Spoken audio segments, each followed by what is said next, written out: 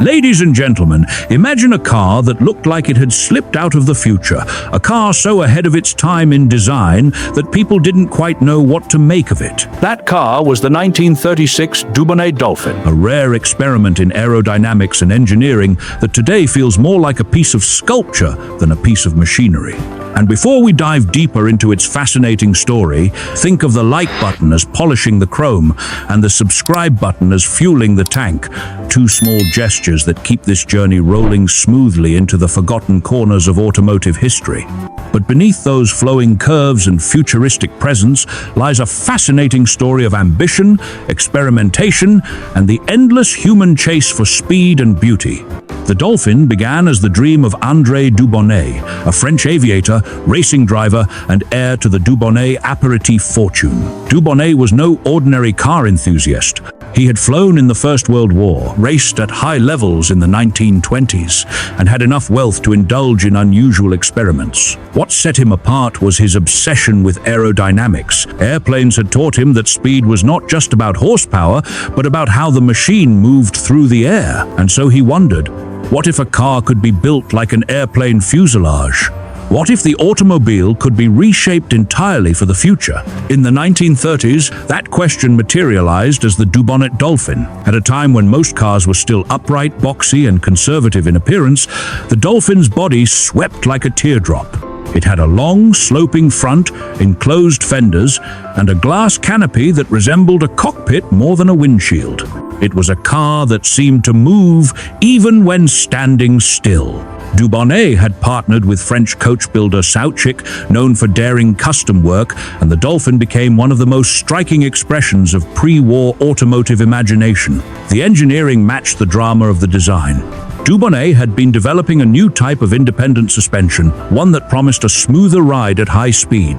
The Dolphin was fitted with this system, serving as both a test bed and a showcase. Underneath, it carried the chassis of a Hispano-Suiza, one of the finest luxury marques of its day. In other words, it wasn't just a showpiece, it was built to perform. And yet, the world wasn't quite ready. In the 1930s, streamlined cars were rare and often misunderstood. To most drivers, the Dolphin looked bizarre, even unsettling. Its canopy design limited visibility.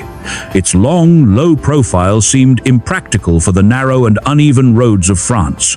It was as much a conversation piece as a usable automobile. Only a single example was built, and when it appeared at exhibitions, it was treated with curiosity rather than commercial seriousness. Dubonnet's dream of reshaping car design met the hard reality of market tastes. But to judge the Dolphin only by its commercial failure is to miss its significance. It was part of a movement of bold visionaries, people like Paul Jarret, Norman Bell Geddes, and Buckminster Fuller, who believed cars should be shaped by wind, not tradition. The Dolphin belongs in the same imaginative lineage as the Tatra 77, the Chrysler Airflow, and the Stout Scarab. Each of these cars faced skepticism in their day, but together they laid the groundwork for what would later define modern automotive design. Streamlining would eventually become the rule, not the exception. Dubonnet himself remained undeterred. He would go on to develop more cars and mechanical systems, and his suspension design was eventually licensed to General Motors. In that way, even if the Dolphin itself vanished into obscurity, its DNA lived on in millions of cars produced after the war. Every smooth-riding Buick of the 1940s owed something to the eccentric dreamer who once built a dolphin-shaped car in Paris. Today, the Dubonnet Dolphin is remembered mostly in photographs and sketches. Its lone prototype long disappeared. But those images still have the power to stop people in their tracks. The sweeping body, the almost science fiction silhouette, the sense of seeing tomorrow through 1,930 seconds eyes. It reminds us of an era when design was fearless. It was an age when wealthy individuals could commission a one-off experiment simply to ask, what if? The Dolphin was not about practicality, it was about possibility. The story of the Dolphin also forces us to think about how progress happens.